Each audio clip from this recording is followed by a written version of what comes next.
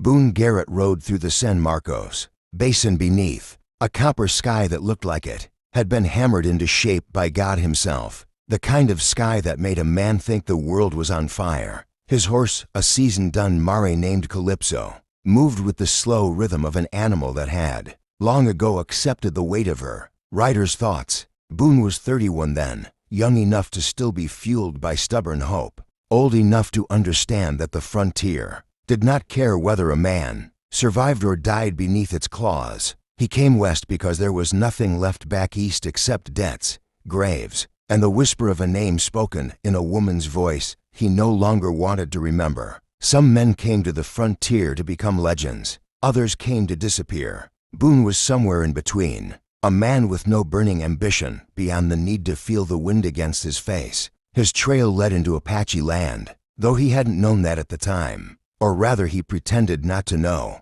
because a cowboy with no cattle and no home did not ask permission from the dust he rode upon, and the dust did not ask him where he came from. The basin was harsh and quiet, the grass brittle as old parchment, the boulders sharp as broken teeth, jutting from the earth like markers of lost civilizations. The air smelled of sagebrush and old storms. A lone hawk rode an invisible thermal, hunting something small and frightened in the brush below. Boone rode onward, eyes searching for water, food, or a sign of another human being. The frontier was an ocean of land, and a man could vanish into it without a trace, as if swallowed by history itself. It happened when he found the ravine. He saw it first as a crack in the earth barely wider than the span of his palm, but Calypso stumbled near it, sending pebbles tumbling into the void, and the sound that came from below was strangely hollow, like pebbles striking a drum. Boone dismounted, dropped to his knees,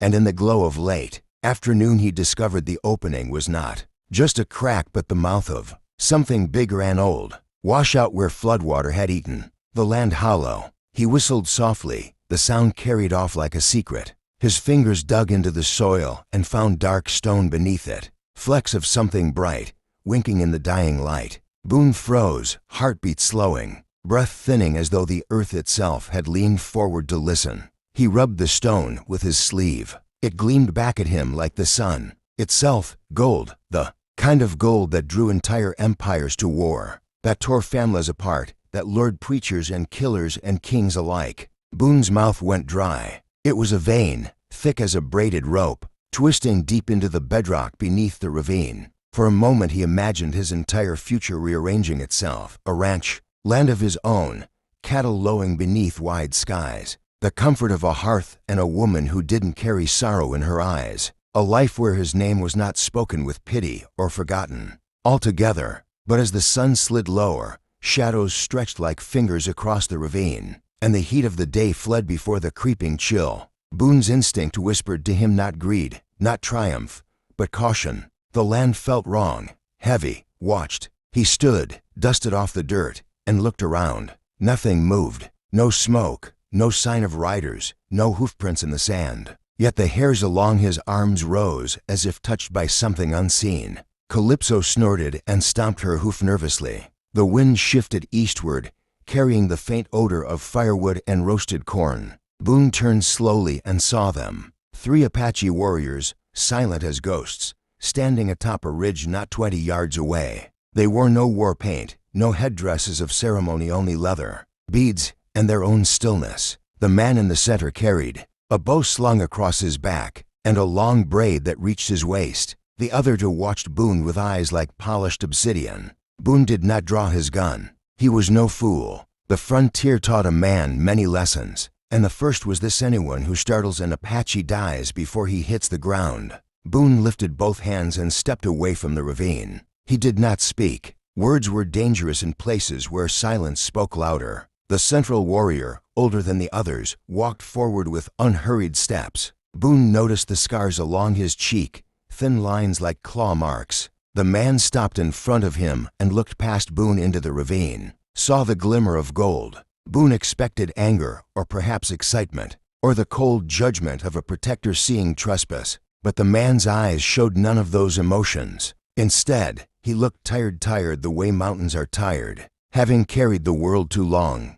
Boone realized then that the gold beneath his boots was not simply a mineral. It was part of the land, part of an old story long before cowboys rode across it. The older man touched the dirt with his fingertips, rubbed it between them, then gestured to Boone. His English was rough but clear. "You found what is not yours." Boone nodded. "I didn't take anything," he answered. "I just saw it." The warrior pointed at Boone's horse, then at his saddlebag. Boone hesitated only a moment, then turned and walked to Calypso. He unlatched the bag, lifted it, shook it. Nothing fell. He opened the pouch at his hip, empty as well. The Apache warrior's eyes never blinked, never softened. Boone already knew that if his pockets held even a single flake of gold, he would never see another sunrise. The oldest warrior then spoke a word Boone did not know, and the two younger braves stepped forward, peered into the ravine, and nodded back to their elder. The older man looked at Boone one more time, a long, measuring stare. Finally he spoke. "You are wise to leave it." Then he turned and walked away. The others followed, and in seconds they melted back into the rocks like animals returning to their dens. Boone swallowed hard, heart pounding again, not from excitement but from relief. He knelt and pulled dirt over the vein with his bare hands, burying it the way a man buries a corpse. When he stood again, the gold was gone, and the ravine was nothing more than a scar in the earth. He rode away beneath the cooling sky, unsure whether he had just saved his life or ruined his future. Trails have memory, and so do men. Boone carried that memory for years, but he never spoke of it. He settled 50 miles north, where the grass grew taller and the soil was kinder. He worked a ranch for a while, then saved enough coin to claim a parcel of land nearly worthless to everyone else because the soil was sandy and water scarce. But Boone coaxed life from it through stubbornness and sweat, digging irrigation ditches by hand, hauling stones, planting mesquite barriers against the wind.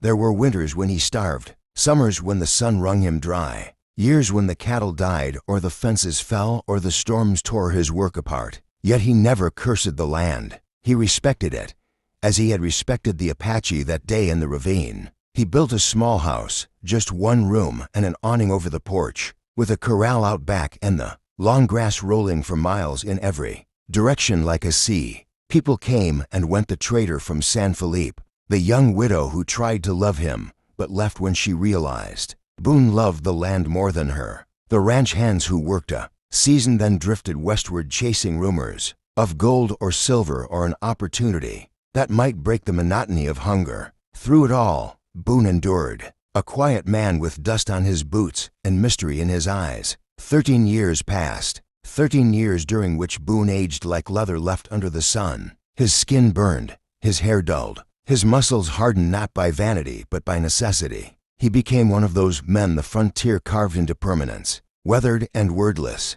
He never went back to the ravine. He never dug for the vein, not once. Some nights the thought surfaced, what if he had taken only a little, enough to buy more cattle, make the ranch stronger? But each time he pushed that thought away, burying it like he buried the gold. Then came the drought, a cruel one, the kind that cracked the soil like dried lips and turned rivers into bones. Boone lost 9 head of cattle in 2 months. Calypso died quietly in her sleep, as though the old mare decided she had carried Boone long enough. Boone dug her grave himself beneath the cottonwood tree near the well, sweat dripping into the dust like he was watering the earth with grief. He sat beside the mound of dirt until the stars turned cold and sharp above him. He whispered no prayers. He did not know any. He simply stared upward and wondered if the land was punishing him for sins, unseen, or rewarding him for sacrifices unmeasured. The drought pressed harder. Boone sold tools, saddles, feed, anything to keep his remaining cattle alive. But the land had already decided that season was a season of endings. Even the birds vanished. Coyotes howled less. The wind grew brittle as broken glass. One evening, near dusk, Boone heard hooves in the distance. He stood on his porch and squinted westward. Riders emerged over the ridge, silhouettes against the horizon. He counted them, 6, no, 8, no 12. They came in a straight line, not wandering like lost travelers but moving with purpose. Boone felt the same cold pressure in his chest that he had felt 13 years ago in the ravine. He did not reach for his rifle. Instead, he stepped off the porch and waited. The riders approached until he could see the ornaments on their bridles, the braids in their hair, the bows and quivers across their backs. Apache, the elders had not forgotten that land. They never forgot anything. Boone swallowed and lifted his chin as the lead rider halted in front of him. He recognized the scars on the man's cheek, older now, silvered with age, but unmistakable.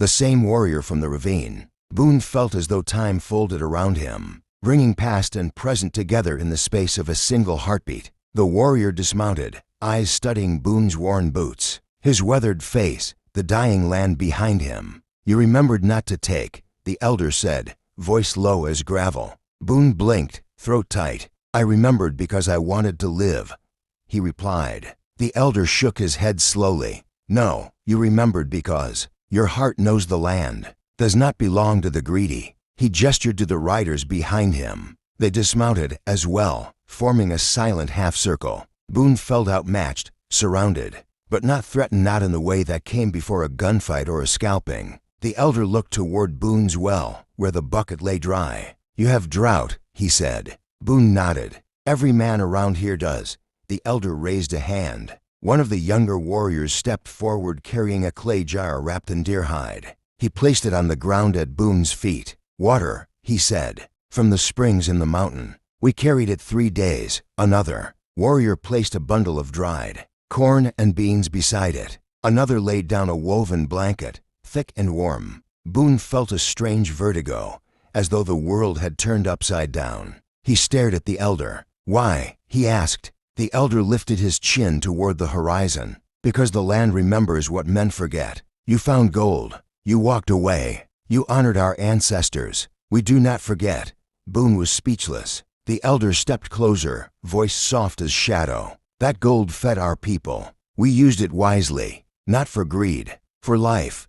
Boone felt something break loose in him, a knot of quiet resentment and loneliness dissolving like rain and dust. The elder continued, "You will live. Your land will live, because you respected what is sacred." The Apache turned, mounted their horses, and rode away into the twilight, leaving Boone standing with gifts he did not think he deserved. That night, Boone sat alone beneath the stars, the clay jar beside him, the blanket over his shoulders, and for the first time in years he did not feel like a forgotten man in a forgotten corner of the world. He slept deeply, dreaming of ravines that whispered, of gold veins buried beneath the earth like roots of history, and of a tribe of riders who repaid honor with honor. The next morning, Boone woke to the smell of rain. A storm rolled in from the north, thick, heavy, unstoppable. As the first drops touched the parched soil, Boone looked toward the ridge. He didn't see the Apache riders, but he knew they were out there somewhere, watching, remembering. The frontier had many stories, most of them bitter, most of them soaked with blood and betrayal. But some rare as gold were forged from respect, sacrifice, and quiet promises kept. Boone understood then that the land does not belong to those who break it, but to those who protect it. And he swore to himself, as thunder shook the hills, that he would tell no one of the ravine, and no one of the riders, because some treasures are not meant to be dug up, they are meant to be carried in the heart. If you want more stories of honor, destiny, and forgotten corners of the Wild West, subscribe to the Heartland Diaries and ride with us into the next legend.